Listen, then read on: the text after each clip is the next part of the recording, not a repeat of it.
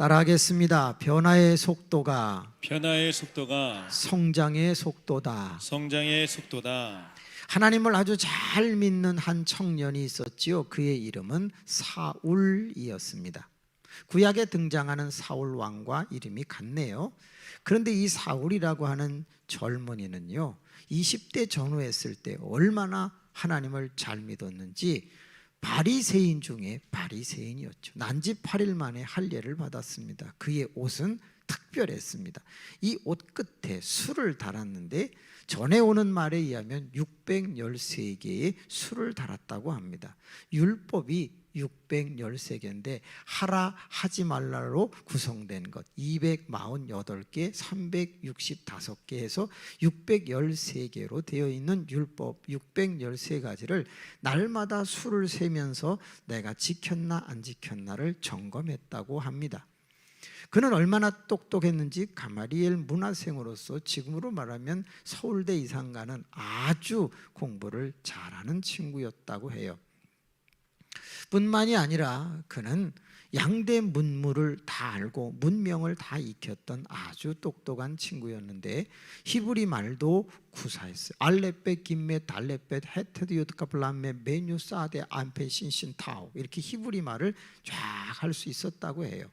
뿐만이 아니라 그는 헬라, 히랍, 그리스 이쪽 문화도 다 알고 언어도 구사하는 로마 시민이기도 했던 것이죠. 그는 아버지가 부자여서 그랬는지는 몰라도 다소에서 출생하여 자라는데 어려움이 없었다고 그래요. 단 한 가지 약점이 있다면 키가 좀 작았다고 그래요. 오늘 키 작은 분에게 큰 은혜가 있기를 바랍니다. 170이 안 되는 분들에게는 곱빼기의 은혜가 있기를 바랍니다. 제가 170이 안 됩니다. 할렐루야. 아멘. 크게 한 남자분에게는 3배의 은혜가 있기를 원합니다. 그런데 정말 모든 면에서 부족함이 없던 이 사울, 하나님을 너무 잘 믿는데 예수님을 안 믿는 이 사울, 어느 날 갑자기 한 젊은이의 이야기를 듣습니다. 예수의 이야기죠. 자기가 하나님의 아들이라고 하고 하나님과 나는 하나이다 라는 말을 하니 얼마나 흥분했겠습니까? 저런 이단이 있나. 그런데 다행히 그가 십자가에 죽었다고 하는 말을 듣습니다. 한시름 놓았는데 웬걸 그가 부활했다는 소문이 퍼지면서 수없이 많은 사람들이 예수를 믿게 되고 그 기독교는 점점 그리스도교는 커져만 갑니다. 알아서 사그라들 줄 알았는데 점점 확산되어 가자 사울은 드디어 칼을 뽑습니다. 신성모독한 이단의 무리를 내가 징벌하리라 하고 대제사장에게 체포영장을 받아가지고 온 유대 동네를 돌아다니며 그리스도인들을 잡아놓기 시작합니다. 갈릴리 지역을 돌아다니며 잡아놓습니다. 사마리아 지역을 다니며 잡아놓습니다. 이제는 유다 땅 대부분을 다 아주 핍박과 박해로 물들였던 이 사울은 내가 이제 이쪽은 없다, 북쪽으로 가자. 그래서 북방에 있는 다마스커스라고 하는 다메섹을 향하여 막 올라가고 있었습니다. 그때 말을 타고 가는데 따가닥 따가닥 따가닥 따가닥 시작. 그럼 막 타고 올라갔어요. 그때 위에서 부활하신 주님이 하늘에서 이렇게 내려다보는데, 야, 베드로와 그 12 제자들을 가만히 보니까 그들은 대부분 직업이 뭐였냐면 어부였어요. 똑똑한 친구들이 의외로 없었어요. 그래서 고민했어요.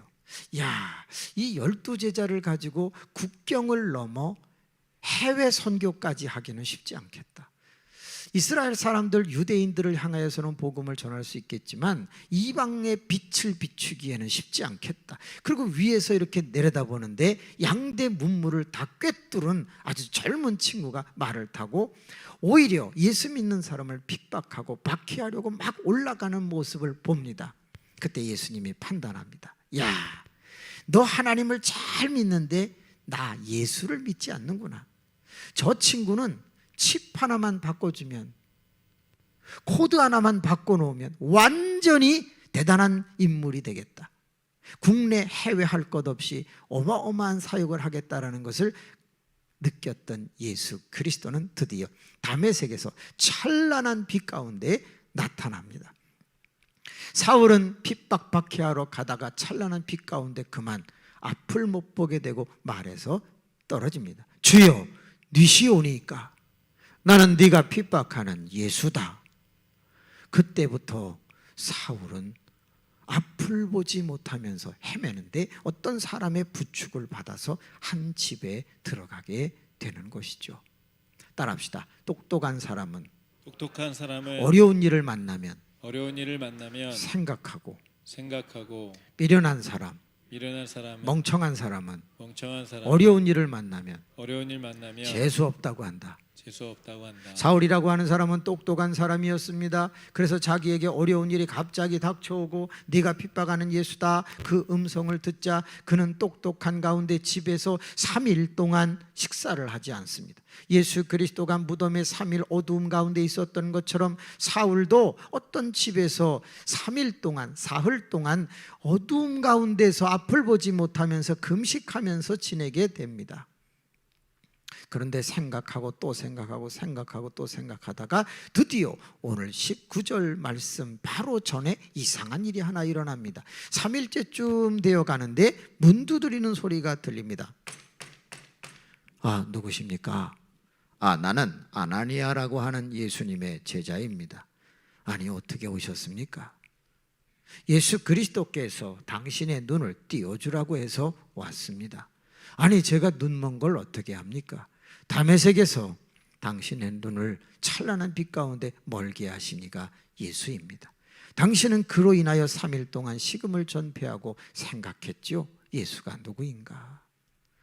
내가 그 예수가 보낸 제자로서 당신의 눈을 고쳐주겠습니다. 눈을 만지는데 비늘 같은 것이 떨어지고 찬란하게 다시 볼 수 있게 됩니다. 그때에 이 사울은 깨닫습니다. 예수가 해답이구나. Jesus is answered. 예수가 해답이구나. 그래서 오늘 19절 전반절은 이렇게 써 있습니다. 음식을 먹음에 강건하여 지니라. 이제 더 이상 굶을 이유가 없다는 거예요. 내가 이제는 음식을 먹어도 되겠다 이거예요. 답을 찾았다는 거예요. 그래서 그는 그 음식을 먹고 강건해진 다음에 다메섹에 있는 예수님의 제자들을 향하여 며칠 같이 있게 됩니다. 왜 같이 있을까요?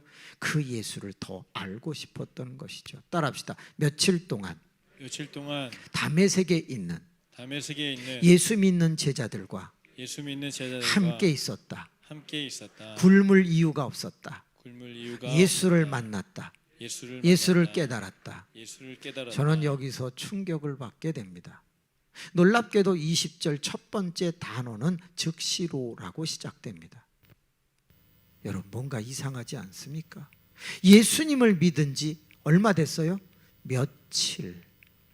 그런데 이 사울이라고 하는 사람은 변화의 속도가 얼마나 빨랐는지 예수 믿은 지 며칠밖에 되지 않았는데 즉시로 나가서 예수가 하나님의 아들이라고 전했다라고 기록하고 있습니다.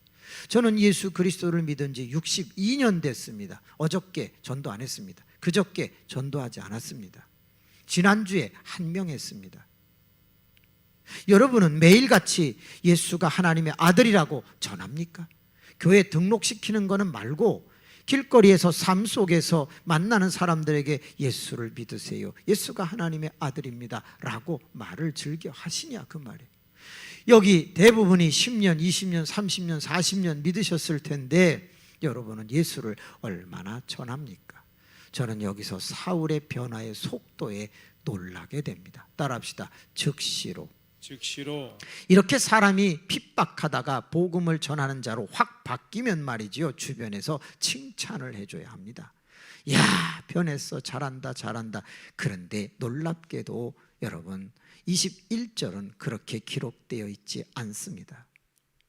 21절 말씀에 보면 사람들이 그를 믿지 않았다. 저 사람 이상한 사람 아니야? 옛날에 예수를 핍박하던 사람이었는데 저 왜 저래? 너무 빨리 변하니까, 며칠 사이에 핍박자가 예수를 전하니까 사람들은 그를 신뢰하지 않았습니다. 알아주면 힘이 날 텐데 알아주지 않으면 사실은 하기 싫은 거죠. 그런데 놀랍습니다. 22절은 이렇게 시작합니다. 그가 힘을 더 얻어. 수동태입니다. 힘을 더 얻어. 누군가가 힘을 줬다는 거죠. 세상 사람들이 장려하지 않고 세상 사람들이 칭찬하지 않지만 예수 그리스도가 위에서 보시고 사울아 내가 힘 줄게 힘내. 그러고서 힘을 확 주니까 힘을 더 얻어. 그때 그가 뭐라고 말하죠? 주는 그리스도다. 예수는 그리스도다 라고 외칩니다. 놀랍게도 그는 20절에서는 뭐라고 말한다고요? 하나님의 아들이라고 말하더니 이번에는 그리스도라고 말합니다. 예수 믿은 지 며칠 만에 주는 하나님의 아들이고 그리스도라고 외친다? 여러분 뭔가 이상하지 않나요? 베드로라고 하는 사람은 2년 10개월을 예수를 쫓아다니고 마태복음 16장 16절에서 주는 그리스도시요 살아계신 하나님의 아들이라고 비로소 고백을 합니다. 얼마 만에? 2년 10개월 만에. 사람들이 나를 누구라고 하느냐? 그때 비로소 말합니다. 그런데 사울이라고 하는 사람은 예수 믿은 지 며칠밖에 되지 않았는데 벌써 하나님의 아들 그리스도를 외치기 시작합니다. 22절은 이렇게 말합니다. 그가 예수를 그리스도라고 증거하니 유대인들이 당혹하게 여겼다라고 기록합니다. 당혹해 했다고 합니다. 전 여기서 충격을 받았습니다. 따라합시다. 당혹하게. 내가 예수를 믿으며 목회를 하면서 다른 사람을 당혹하게 한 적이 있나? 너무 많이 변해서 너무 빨리 변해서 집사람이나 자식이나 교인들이 아우 목사님 너무 많이 변하셨어요 하고 당혹해 한 적이 있나? 없어. 혹시 여러분 중에 변화의 속도가 너무 빨라서 가족이나 친구나 옆에 있는 사람들이 아우 저분 너무 변했어 그런 적 있습니까? 우리는 너무 천천히 변해서 변했는지 안 변했는지도 몰라. 코로나 이런 상황을 지나면서 사람들은 오히려 우리에게 변화에 놀라는 것이 아니라 요즘은 교회 나가시오 이랜단 말이야. 우린 충격을 받아야 되는 것이죠. 옆 사람 한번 보세요. 이렇게 나를 당혹하게 한 적이 있나 없나 한번 보세요. 내 옆에 앉아있는 사람이 너무 예수님을 잘 믿어서 갑자기 변해가지고 내가 깜짝 놀라서 당혹하게 여기서 뒤로 자빠진 적이 있나 없나 옆 사람을 한번 뚫어지게 쳐다봐 봐요. 그리고 정중하게 한번 손을 잡고 인사합시다. 좀 변합시다. 시작. 한 번만 더 합시다. 나 좀 놀래켜 주세요. 네. 손을 잡고 한 번만 더 합시다. 너나 잘하세요. 우리는 너무 변하는 속도가 늦는 것 같아. 그런데 사울이라고 하는 사람은 예수 믿은 지 며칠밖에 되지 않았는데 하나님의 아들이라고 외치고 알아주는 사람이 없어도 힘을 더 얻어서 주는 그리스도라고 외치고 그래서 유대인들을 당혹하게 만들었어요. 그런데 23절로 넘어가면서 여러 날이 지나매 유대인들이 그를 죽이려고 계교를 일삼았다. 그래서 저는 여기서 더 큰 충격을 받았어요. 누군가가 제가 목회를 하는데 저를 죽이려고 한 사람이 있나 봤더니 아무도 안 죽이려고 그래. 왜? 너무 적당히 목회를 하는 거야. 너무 열심히 하고 너무 강하게 하고 너무 진실하게 하고 너무 능력 있게 하면 누군가가 저를 죽이려고 하겠지. 근데 안 죽여도 열심히 안 하니까 내버려 두는 거예요. 저는 성 어거스틴의 회고록에 이런 글을 읽어봤어요. 너무 똑바로 믿지 않는 사람은 사탄이 시험할 가치도 없는 존재로 여긴다. 만약에 당신이 어려운 일을 당하고 있다면 그것은 사탄이 당신이 너무 잘 믿기 때문에 무너뜨리려고 시험을 준 것이다. 만약에 당신이 너무 평안하다면 시험할 가치도 없는 존재이기 때문에 내버려 둔 것이다. 충격적이죠. 목사로서 누군가가 죽이려고 한 적이 있나? 너무 열심히 하기 때문에 계교를 일삼은 적이 있나? 저거 내쫓아버려야지, 저거 죽여버려야지. 혹시 여러분 중에 요즘 예수님을 너무 잘 믿어서 누가 죽이려고 하는 분 한번 손들어 봐봐요. 왜 웃으세요? 남편이 혹시 죽이려고 하는 분 손들어. 그 아내가 죽이려고 하는 분. 진짜예요? 어머머. 하나님 죽지 않게 하여 주옵소서. 진짜 그러시구나. 아유. 그래요. 죽이려고 계교를 일삼았어. 그런데 성경은 그가 도망가지 않았다고 기록하고 있습니다. 도망가지 않았다는 거예요. 도망가지 않았다. 그런데 더 충격적인 사실은요, 누군가가, 제자들이 나타나서 그 사울이라고 하는 사람을 광주리에 담아 성벽을 타고 내려 도망시켜 주었다고 성경은 기록하고 있습니다. 25절이죠. 근데 여러분, 되게 이상합니다. 어느 날 저는 갑자기 통곡을 하게 되었는데 그 제자 앞에 있는 대명사 때문에 통곡을 하게 됐습니다. 따라합시다. 그의 제자들. 그의 제자들. 이 그자가 누군가 단수이지요. 그래서 예수님인가 하고 헬라어 원문을 봤는데 예수님이 아닙니다. 그의 제자들에서 그는 다메섹에 있는 제자들을 가리키지 않습니다. 예루살렘에 있는 사도를 가리키지 않습니다. 그의 제자들, 그는 바로 사울을 가르치고 있었습니다. 그러면 제가 충격을 받은 게 뭐죠? 예수 믿은 지 며칠밖에 안 되고 여러 날이 지났을 뿐인데 벌써 목숨 건 누가 만들어졌다? 제자. 저는 38년 목회를 했는데 저에게 제자가 있나 생각해 보면 글쎄요. 부목사님들을 다 개척을 시켜 주었습니다. 저는 그들이 저의 제자다 이렇게 생각은 하지만 글쎄요. 여러분, 7월 17일이 무슨 날이에요? 좀 어렵죠? 7월 17일 제헌절입니다. 10월 3일, 12월 25일, 7월 14일 제 생일입니다. 7월 14일이 되면 우리 모든 동역자들, 부목사님들이나 전도사님들은 다 케이크를 사다가 놓고 그저 몇만 원씩 자기들이 내서 상품권을 갖다 주고 그랬어요. 그리고 목사님 생신 축하합니다 노래. 난 그들이 제 제자라고 생각을 했어요. 근데 다 개척을 시켜주고 좋은 교회, 큰 교회 보내고 난 다음에 7월 14일이 그 다음에 돌아왔어요. 아무도 케이크를 안 잘라줘. 저희 교회에서 떠나자마자 7월 14일을 기억을 안 해. 상품권도 오지 않아. 그게 무슨 제자입니까? 같이 있을 때만 해주고 잘 돼서 보내주면 기억도 안 하는 건 제자가 아니지. 그래서 제가 다 연락을 했어요. 오늘부터 너희는 내 제자가 아니다. 어떻게 7월 14일 날 기억을 안 하냐? 어떻게 케이크도 없고 상품권도 없고 어떻게 문자 하나가 없냐? 오늘부터 남남이다. 너희들이 알아서 이제 목회해라. 다 글을 보냈어요. 그랬더니 1년 뒤에 다 연락이 왔어. 전 그래도 제자라고 생각 안 해. 아니, 여기 성경은요, 목숨을 걸었대는데 케이크도 안 챙겨줘. 전 아니라고 생각해.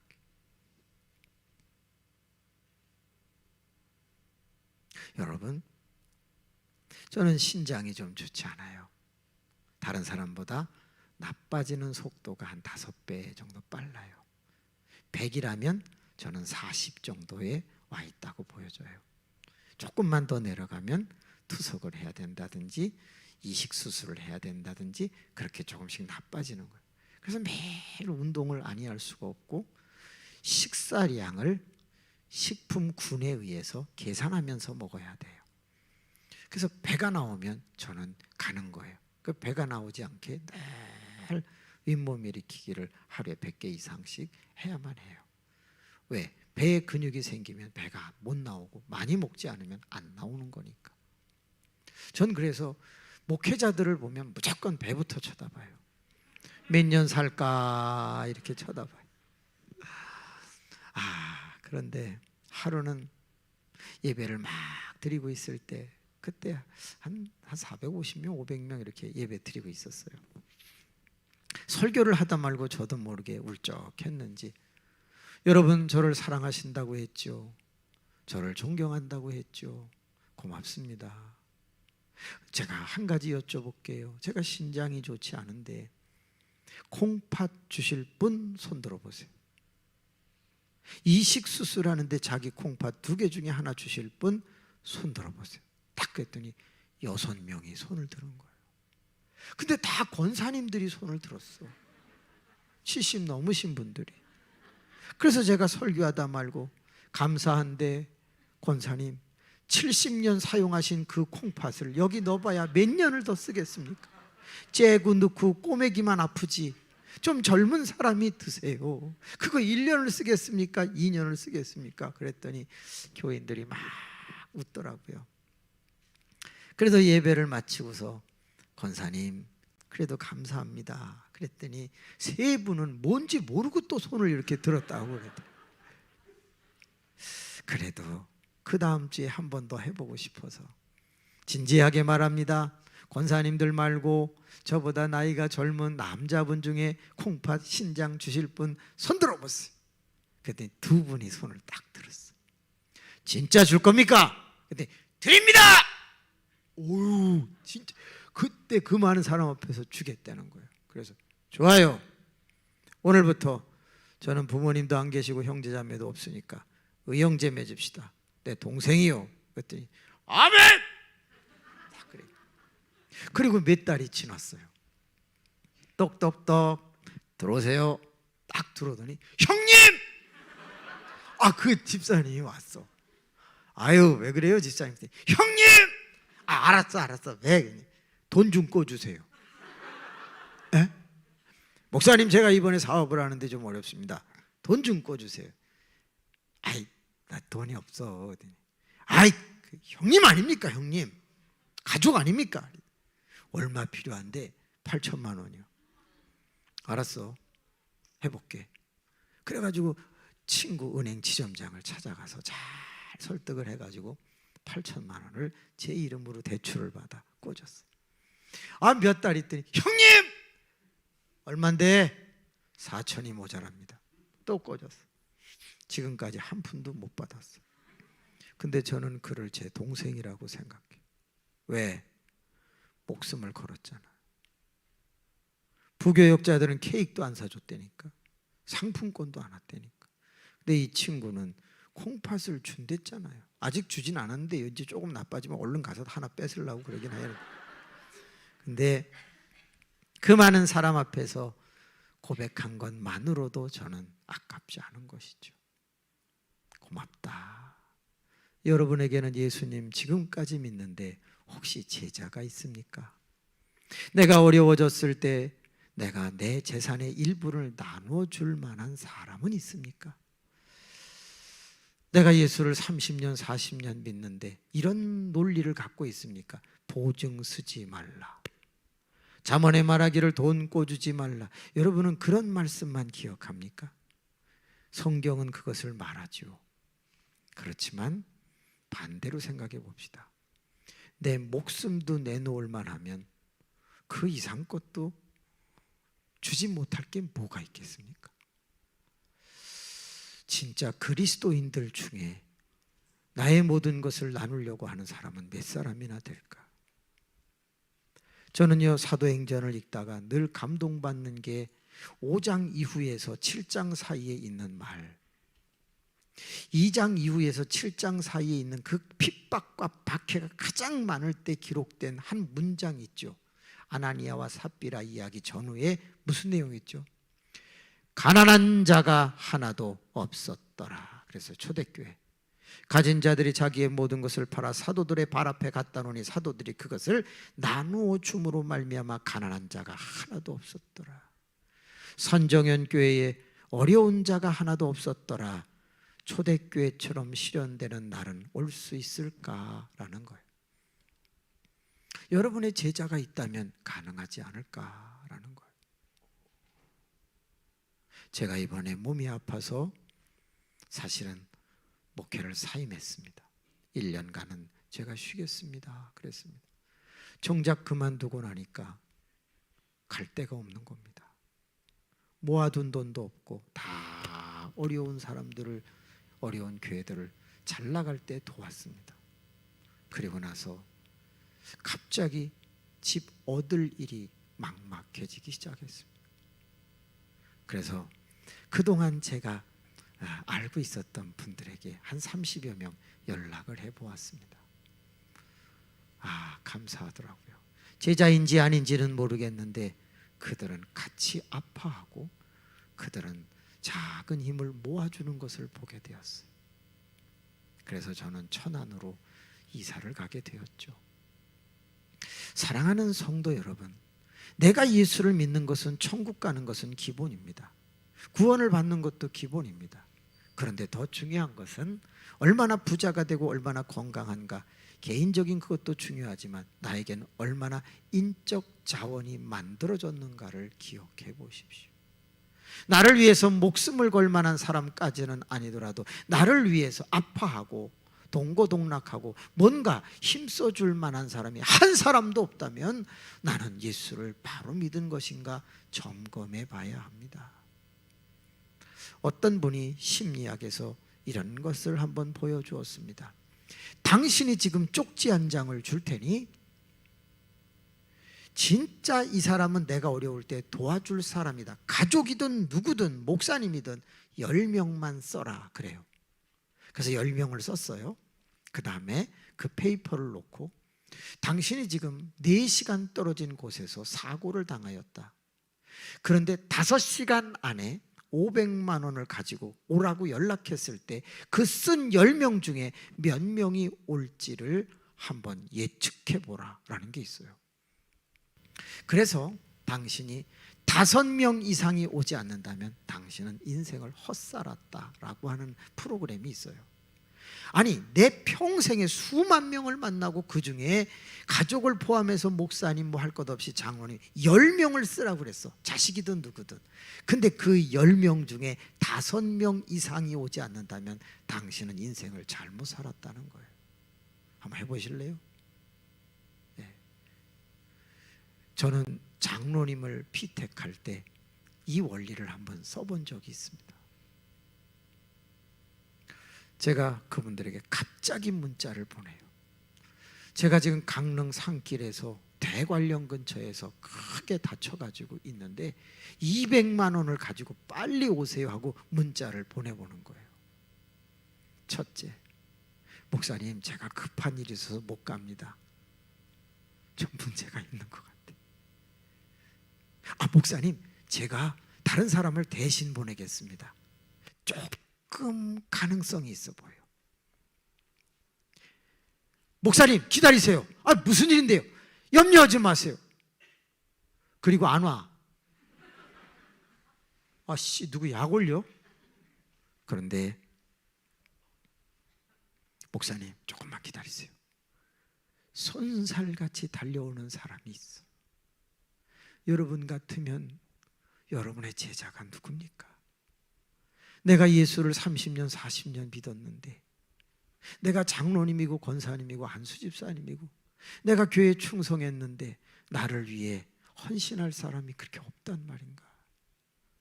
저는 이 그의 제자들 그자 때문에 사실은 많이 제 인생을 돌아보게 됩니다.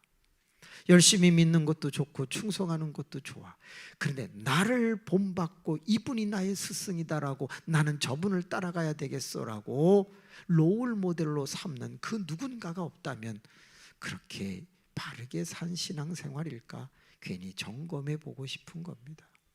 스승을 도망시키다가 잡히면 자기가 죽는데 말입니다. 저는 여기서 고민을 했습니다. 사울은 어떻게 1년도 채 되지 않았는데 목숨 건 제자가 만들어질 수 있었을까? 결론은 이겁니다. 똑바로 믿는 것을 보여주면 제자가 생긴다는 거예요.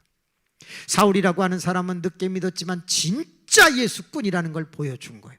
그랬더니 많은 사람들이 나는 저 사람의 제자가 될 거야. 저 사람은 진짜 예수꾼이야. 저 사람 같이 믿고 싶어. 그래서 사울의 제자로 돌아서는 것이죠. 요한복음 1장 35절에서 42절 말씀을 보세요. 원래는요 세례 요한의 제자였던 사람 중에 예수 그리스도를 딱 보는 순간 저 사람이 진짜다 그래가지고 돌아선 사람이 2명이 있었다라고 나다나엘 얘기 나오는데 있어요. 뭘 얘기하는 거죠? 진짜에게는 사람이 붙는 거예요. 따라합시다. 나는 진짜다. 너무 이렇게 겸손하게 할 필요 없어요. 손을 이렇게 들어봐봐요. 난 진짜다. 시작. 난 진짜다. 그 진짜가 되시기를 바랍니다. 옆 사람에게 격려합시다. 당신은 진짜요. 당신 진짜요. 한 번만 더 합시다. 그러나 나는 당신을 위해 죽을 수는 없어. 정말 놀라운 일이었습니다. 그래서 광주리를 타고 드디어 도망갔던 사울은 어디로 갔을까요? 그는 예루살렘으로 갔다고 성경 26절은 말하고 있습니다. 26절 예루살렘에 딱 들어갔는데 이게 웬일입니까? 예루살렘에 있는 제자들이 전부 이 사울을 두려워하고 피합니다. 그리고 그가 예수님의 제자가 됐다는 걸 믿지 않는다고 기록하고 있습니다. 치사하게. 담메색에서 그렇게 예수 그리스도를 열심히 증거하고 거기까지 왔는데 예수 믿는 그것 때문에 유대인의 핍박을 받고 그 죽이려는 계교를 피해서 여기까지 왔는데 같은 편끼리 보호해 주기는커녕 두려워하여 믿지 않고 멀리했다. 이러면 되는 게 아니죠. 그러나 그런 상황에서 누가 내려다보고 있었죠? 부활의 주님이 위에서 딱 내려다본데 지난번에는 힘을 더 주시더니 야 사울 신경 쓰지 마. 내가 예루살렘에서 가장 강력한 사람을 붙여줄게. 27절 그의 이름이 나옵니다. 바나바라고 하는 사람을 딱 붙여줍니다. 바나바라는 사람은 어떤 사람입니까? 위로의 아들이라고 하는 이름의 뜻을 가지고 있는 사람이에요. 당시에 예루살렘에서 대단히 저명한 사람이에요. 그의 말 한마디면 모든 사람이 순종하고 따르는 거예요. 보세요. 현찮은 사람들은 다 떠날지라도 당시에 가장 강력한 사람을 예수님이 딱 붙여줬어. 그래서 바나바와 사울이 바울이 같이 선교 여행을 떠나기도 하지 않습니까? 바나바 제일 센 사람이 온 거예요. 여러분 요즘 코로나 시대에 그저 질병에 걸릴지라도 내가 열심히 주의 전에 나가서 예수를 경배하고 세상에 나아가서 열심히 복음을 전하면서 사람들이 아유 저 예수꾼 다 떠난다 할지라도 여러분 신경 쓰지 마세요. 위에서 보시는 주님께서 가장 강력하고 능력 있는 자를 당신에게 붙여주실 거예요. 염려하지 마. 내가 붙여줄게. 바나바 같은 독지가 바나바 같은 강력한 사람을 예수님께서 다 붙여주신 거예요. 여러분 사람에게 가장 큰 복은 뭐냐면 사람이 붙는 거예요.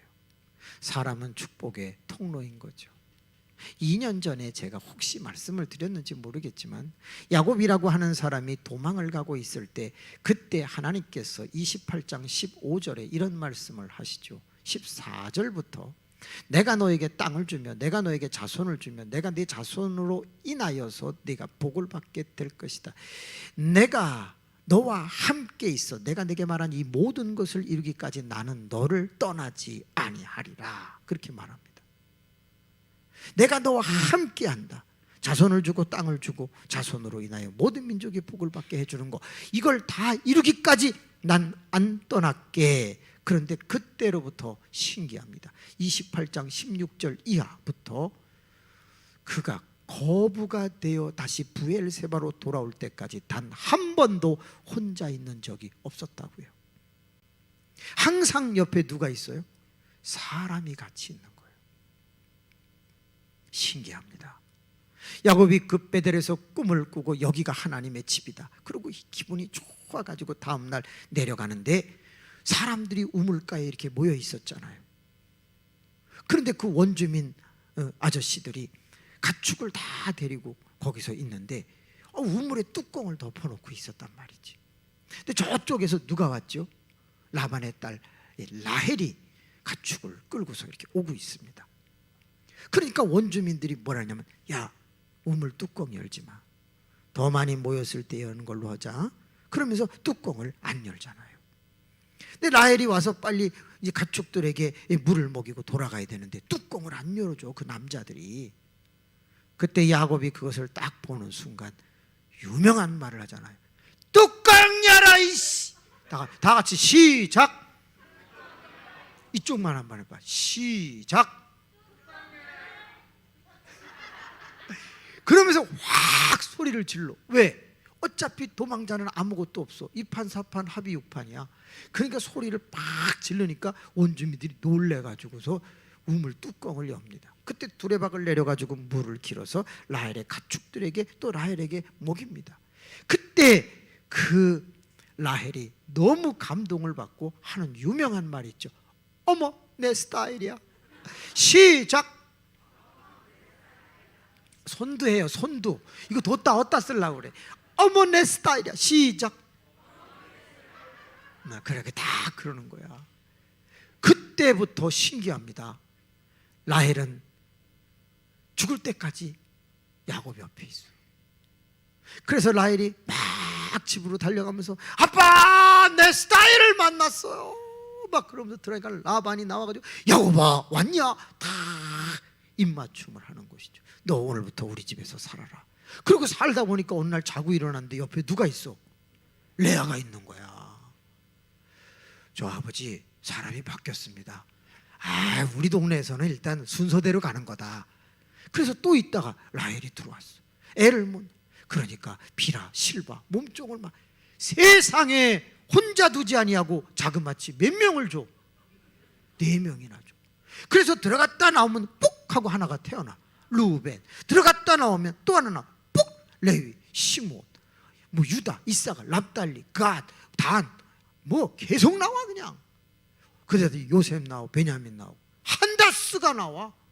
그리고 또 하나 나왔는데 디나가 나와. 이야, 하나님은 그래서 야곱이라고 하는 사람을 혼자 둔 적이 한 번도 없고 32장에 가서 그때 야곱 스스로 혼자 되죠. 형 에서 400명 거느리고 쫓아온다는 소식을 딱 듣자 다 보내고서 야복강가에 홀로 남아 경야하면서 천사와 씨름한 환도뼈가 위골되고 절었더라. 분이엘, 하나님의 얼굴을 보았다. 하나님과 사람과 겨루어 싸워 이겼다. 이스라엘, 이름 하나를 가지고 승리하는 거예요. 여러분, 우리는 답답하고 힘들고 가난하고 곤고할 때가 있어요. 그때 기억하세요. 하나님은 나에게 바나바 같은 사람을 붙여주실 것이다. 단 내가 진짜 변하고 있다면 말입니다. 내가 사울처럼 변화의 속도가 진짜 빠르다면 주님도 정신을 못 차리고 나만을 바라보시면서 나에게 사람을 붙여주실 것이라는 거예요. 바나바가 이렇게 말합니다. 사도들아, 제자들아, 이 사울이 다메섹에서 어떻게 주를 만났는지와 그때 주께서 이 사울에게 무슨 말을 했는지와 이 사울이 돌아다니면서 그 다메섹에서 어떻게 복음을 전했는지에 대해서 내가 안다 하고 변론을 해주기 시작합니다. 그러자 모든 예루살렘에 있는 제자들이 따라합시다. 찍 쌌다. 아무도 감히 대들지 못해. 그래서 성경 말씀을 보세요. 28절에 이렇게 기록이 되어 있습니다. 드디어 사울은 예루살렘을 왕래했다. 이렇게 되어 있어요. 뭐예요? 자유롭게 돌아다닐 수 있었다는 걸 기록하고 있습니다. 그때로부터 또 죽이려는 사람들이 나타나자 형제들이 나타나서 그를 다 서로 또 피신시켰다. 이런 내용이 있는 거예요.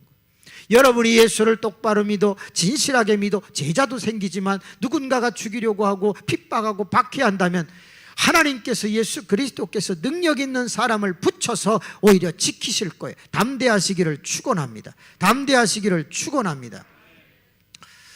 저도 두려움이 있을 때가 있어요. 뭔가 모르게 자꾸 이 갱년기가 찾아오니까 쓸데없는 걱정, 두려움이 사실 있더라고요. 그런데 그때마다 아침에 일어나서 20분씩 침상에서 기도라. 주여, 담대함을 주옵. 주여, 하나님이 나를 지켜주실 줄로 믿습니다. 주여, 제 옆에 사람을 붙여주시오. 막 기도하는 거예요.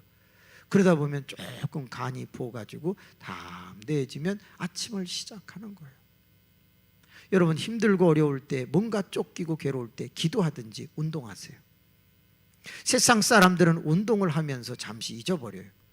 또는 기도하면서 우리는 영적으로 강해질 수 있어요. 사람은 영과 육으로 구성이 돼 있어요. 기도만 많이 하면 만약에 육이 약할 때는 그 근심이 쉽게 사라지지 않을 수 있어요. 그렇기 때문에 영과 육을 다 단련하시기를 주님의 이름으로 축복합니다. 그럼요, 우린 참 중요한 인생을 살아가는 것이죠. 31절을 한번 읽어보겠습니다. 31절을 읽어보는데 천천히 한번 생각하면서 읽어보는데 여기서 가장 중요한 단어, 나에게 감동을 주는 단어, 야, 이 단어는 너무 좋다. 어떤 단어인지 한번 여러분 한 단어만 찾아보세요. 시작. 그리하여 온 유대와 갈릴리와 사마리아 교회가 평안하여 든든히 서가고 주를 경외함과 성령의 위로로 진행하여 수가 더 많아지니라. 한 번만 더 읽을까요? 그리하여 온 유대와 갈릴리와 사마리아 교회가 평안하여 든든히 서가고 주를 경외함과 성령의 위로로 진행하여 수가 더 많아지니라. 여러분은 어떤 단어가 마음에 확 옵니까? 어떤 단어? 평안, 평안, 아멘. 이 평안이란 평안하여, 그 단어가 내 마음에 왔다 하는 분 많으시네요. 평안하시기를 축원합니다. 또 다른 단어 혹시 온 분 있습니까? 든든히, 그럼 든든히 서가고의 마음이 확 왔다. 두 번 들어도 누가 뭐라고 안 해요. 그러면 또 다른 단어에 온 사람, 성령의 위로. 한번 성령의 위로 손 들어보세요. 엄청 많네. 위로받고 싶으신가 보죠. 또 어떤 단어가 있었죠? 네? 주를 경외함. 좋습니다. 또 어떤 단어 있었죠? 수가 더 많아지니라. 다 마음에 와닿죠. 또 있나요? 뭐요? 뭐요? 주를 경외함 아까 했는데. 하나님 정신 차리게 하여 주옵소서. 맞습니다. 다 귀한 단어인데 제가 무슨 얘기 하려고 하는지 아시죠? 우리 모두가, 저를 포함해서 감동받아야 할 단어는 그리하여입니다. 31절의 연결 접속사로 사용된 그리하여라는 단어는 다른 말로 해볼까요? 그렇기 때문에, 그러므로 말미암아, 그로 인하여 5가지의 결과가 나타났다, 이런 뜻이거든요. 그러면 그리하여는 뭘 수식하고 있죠? 19절서부터 30절까지의 사울의 변화를 설명하고 있는 거예요. 사울이 변해됐기 때문에 5가지의 결과가 나타났다는 걸 말해주는 거예요. 따라합시다. 변화의 속도가 성장의 속도다. 사울이라고 하는 사람의 변화의 속도가 천천히 갔다면 온 유대와 갈릴리 사마리아에 있는 모든 교회의 성장도 천천히 갔겠죠. 그런데 사울의 변화의 속도는 즉시로 당혹하게 며칠이 되지 아니하여 죽이려고 할 만큼 그는 빨리 변해가고 있었습니다. 그렇게 변화의 속도가 너무 빠르니까 온 유대와 갈릴리 사마리아에 있는 모든 교회의 변화의 속도, 성장의 속도도 놀라웠습니다. 따라합시다. 산정현 교회의 성장은 나의 변화에 달려있다. 내가 너무 천천히 변하면 이 교회의 성장도 천천히 되어질 것입니다. 그런데 만약 내 변화 속도가 조금 빠르다면 산정현 교회의 성장의 속도도 빨라진다는 이야기입니다. 한번 볼까요? 그리하여, 즉 사울이라고 하는 사람이 핍박자였다가 전도자로 바뀌는 것으로 말미암아 첫 번째 찾아온 게 뭐지요? 평안하여, 이렇게 된 거죠. 핍박자가 바뀌어서 전도자가 되니까 당연히 평안할 수밖에. 교회를 시끄럽게 하는 어떤 사람이 있었는데 그 사람이 갑자기 바뀌어 보세요. 교회가 얼마나 평안하겠어요. 교회 시끄럽게 하시는 분 한번 손 들어 봐봐요. 네. 너 교회를 시끄럽게 하냐? 한번 일어나 봐봐. 싫어? 떠들고 다니나 보지?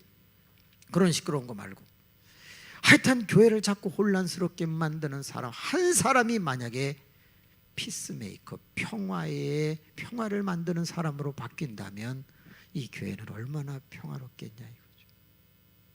손가락을 이렇게 해보세요. 집게 손가락 가운데로 이렇게 하면 큰일 납니다. 이렇게 한번 해보세요. 자, 이렇게 높이 들어보세요. 제가 하나 둘 셋 하면 제가 분란을 일으켜요 이러면서 누군가를 가르치셔야 돼요. 자, 준비.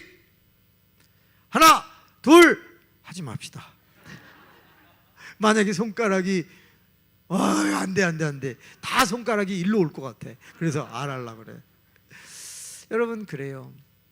한 사람이 박해자, 핍박자, 포행자로 있다가 변화되고 예수가 하나님의 아들이여 주는 그리스도라고 증거하기 시작하자 온 유대와 갈릴리 사마리아에 있는 교회들이 다 평안해졌다는 거예요. 마지막 가면서 이런 말씀을 전하고 싶습니다. 일어탁수, 한 마리의 미꾸라지가 물을 흐리는 거예요. 그죠? 나만 잘하면 우리 교회는 평안하다, 그런 마음을 갖고 승리하시기를 축원합니다. 두 번째 나타난 증세가 뭐지요? 든든히 섰다는 거예요. 교회가. 여러분, 교회가 든든히 섰다는 말은 그냥 나온 말이 아닙니다. 그거는 추상적 언어가 아닙니다. 사도행전 6장을 근거로 해서 나오는 것입니다. 사도행전 6장을 읽어보게 되면 히브리파 과부, 헬라파 과부가 구제로 인하여 서로 원망하고 다투기를 시작합니다. 그때의 초대교회에서는 다음과 같은 일이 일어났습니다. 사도들이 모여서 칭찬 충만, 믿음 충만, 지혜 충만, 그렇게 충만한 사람들, 성령 충만한 사람들, 이런 사람들 7명을 뽑습니다. 스데반이나 빌립이나 니가노르나 니골라나 이런 사람들을 뽑아요. 그래서 그 사람들에게 봉사를 맡기고, 그리고 우리는 말씀과 기도 가르치는 일에 전무하겠다 하면서 그 교회가 평안해지기 시작합니다. 그때에 7집사 세운 걸 다른 말로 뭐라 하느냐? 든든히 서가고, 이렇게 말한 거예요. 그러니까 임직자를 세우는 것과 같은 거예요. 권사님이 세워지고 안수집사님이 세워지고 장로님이 세워지고 그러면 교회가 든든히 서는 거예요. 그래서 장로님을 가리켜 뭐라 그래요? 약인 보아스, 성전의 기둥과 같다, 이렇게 말하는 거죠. 우리 장로님들 죄송하지만 손을 이렇게 들어보세요. 장로님, 우리 장로님들을 위해서. 장로님이세요? 난 너무 젊으셔가지고 집사님은 이런 줄 아는데, 어머머머머, 장로님이시구나. 우리 장로님들을 위해서 힘내시라고 힘차게 박수 한번. 정말 귀하신 분입니다. 여기 계신 분들 중에 돌아오는 주일날 장로님들에게 바닐라 라떼 한 잔씩 사주실 분 손들어. 감사합니다. 장로 되고 싶어서 그러는 거죠. 꼭 사드리세요. 장로님들 다 모시고 가서 거기 또 건가류 빵이 맛있더만, 그 빵도 같이 탁 먹고. 그래서 장로님이 7분이신가 계시다고 그랬죠. 잘 섬겨주시기 바랍니다. 교회가 든든히 선다는 건 임직자가 점점 세워져, 믿음 좋은 사람들이 세워졌다는 걸 말합니다. 그 다음에 세 번째 나타난 결과가 뭐지요? 사울이라고 하는 사람의 변화로 인해서 세워진 주를 경외함이 나타났다는 거예요. 주를 경외함이라는 말은 그냥 읽으시면 안 되고요. 그것은 은중간 박사의 기독교 교육학이라고 하는 책에 보면 이렇게 나와 있습니다. 당시의 초대교회는 6시간 예배를 드렸다. 그런데 왜 6시간 예배를 드렸냐? 말씀 예전과 성찬 예전을 했는데, 그때 놀랍게도 병원이 없던 그 시절, 특별한 약이 없던 그 시절, 예수 믿다가 핍박과 박해로 다친 사람들이 막 낫는 거예요. 그 자리에서 말씀 예전과 성찬 예전을 하는데 치료가 되는 거예요.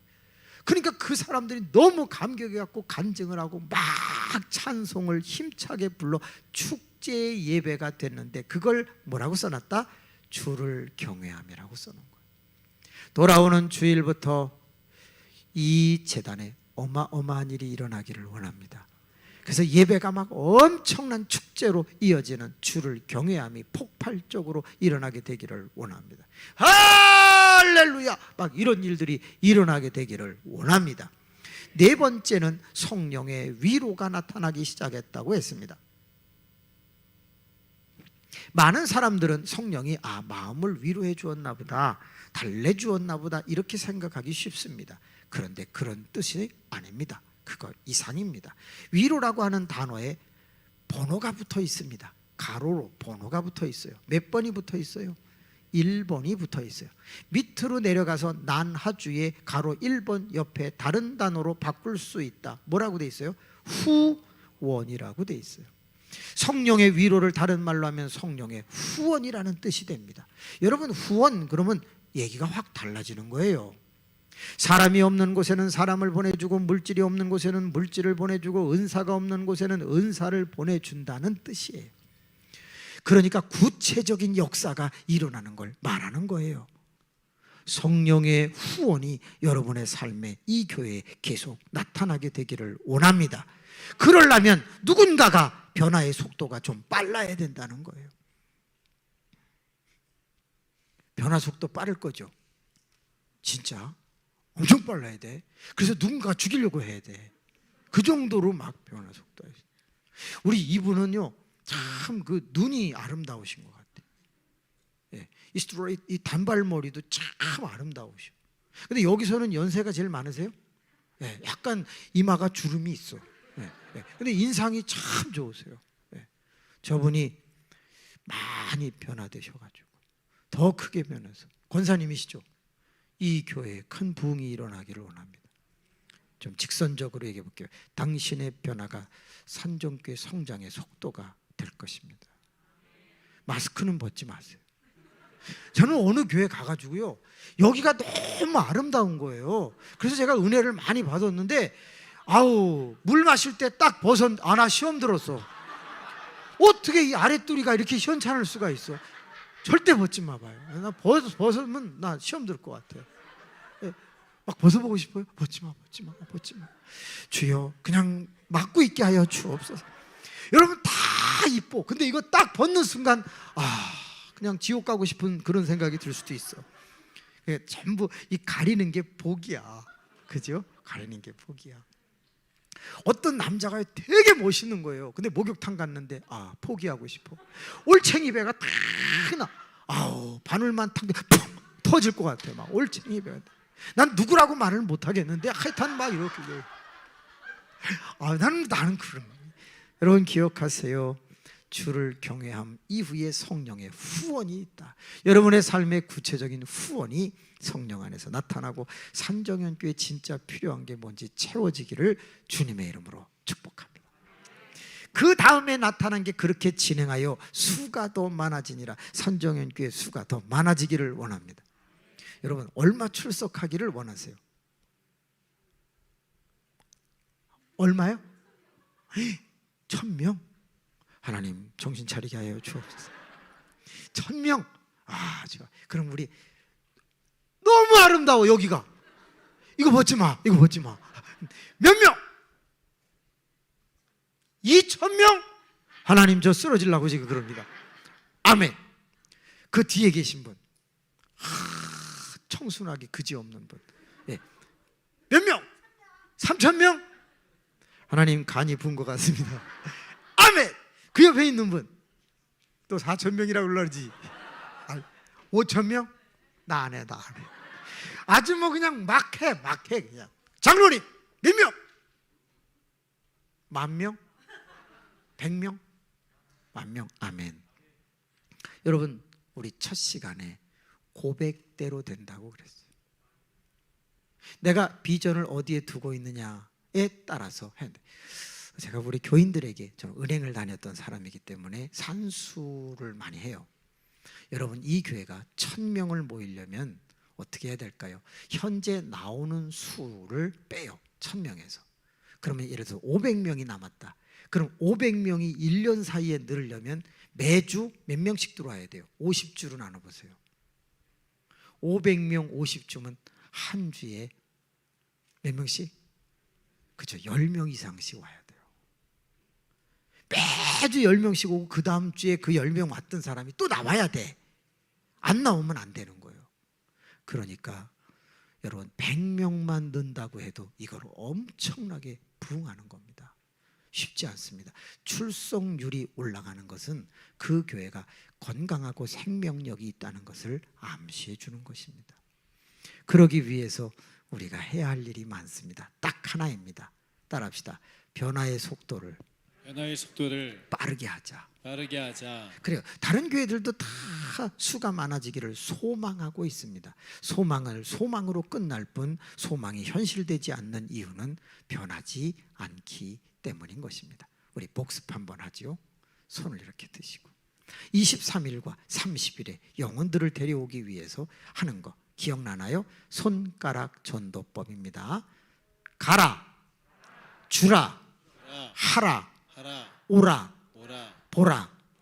피세요. 가라, 주라, 하라, 오라, 보라. 네, 우리 교인들에게 저는 복잡하게 전도를 가르쳐주는 건 그건 전도 폭발 요원들, 특수훈련을 받는 사람이고요. 교인들은 모두에게 그냥 이거 가르쳐 드립니다. 첫째, 데려올 사람에게 무조건 가라. 두 번째, 가면 뭔가를 줘라. 반찬을 해다 주든지 선물을 주든지 기념품을 주든지 칭찬을 주든지 뭘 줘야 된다. 세 번째는 하라. 목사님을 자랑하든지 교회를 자랑하든지 복음을 제시하든지 간증을 하든지 뭔가를 하라는 거예요. 네 번째 뭐예요? 오라. 끌고 와야 돼요. 차를 세워놓고 태워가지고 와야 돼요. 그래서 제가 말씀드렸죠. 따라합시다. I am 인신매매단. 막 그 정도로 열심을 품어야 된다 이 말이에요. 다섯 번째, 보라. 데리고 왔으면 세례 받을 때까지 지켜보고 돌봐야 되는 거예요. 그렇지 않으면 몇 주 나오다가 도로 가버리고 맙니다.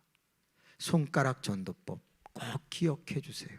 너도 말고 금년에 1명 이상, 2명 이상 오게 했으면 얼마나 좋을까. 추수감사절 때, 성탄절 때, 그때 영혼들이 올 수 있어서 이 자리가 차고 넘치고 2, 3, 4부, 5부 예배가 드려질 만큼 생명력이 넘치는 1000명, 10,000명을 향해 나가는 재단이 되도록 소망을 가집시다. 손을 들고 첫째, 둘째, 셋째, 넷째, 다섯째. 잘했습니다. 지금도 제가 느끼는 건데 저 뒤에 있는 어떤 분 라! 아니 뒷자가 중요한 게 아니라 앞자가 중요한 겁니다. 예? 자꾸 라만 소리 지르지 말고 앞에 거를 잘해서 이 재단이 크게 부흥하게 되기를 소망합니다.